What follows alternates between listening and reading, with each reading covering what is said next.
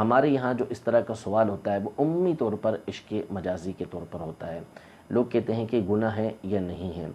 دیکھیں مسئلہ یہ ہے کہ ایک تو کسی کی نظر اچانک کسی پر پڑی اور اس کا دل اس کی طرف لگ گیا، یعنی وہ مرد کی نظر پڑی یا عورت کی نظر پڑی، اب اس کی توجہ اسی کی طرف چلی گئی، جس کو محبت کہتے ہیں، محبت اس سے ہو گئی، تو اس پر تو دل کا اختیار نہیں.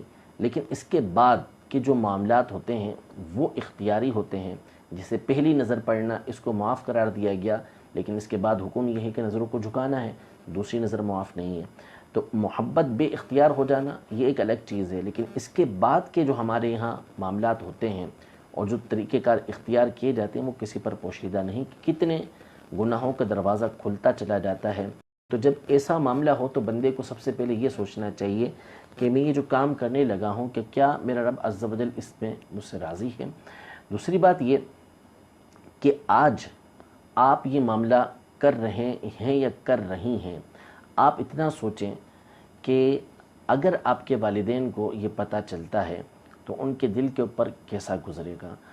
ابھی آپ کو اس کا احساس نہیں. آپ یہ تصور کریں کہ اگر یہی معاملہ آپ کی ہونے والی بیٹی اس طرح کرتی ہے تو پھر آپ کے دل کے اوپر کیا گزرے گی، آپ اس وقت کیا تاثرات رکھیں گے.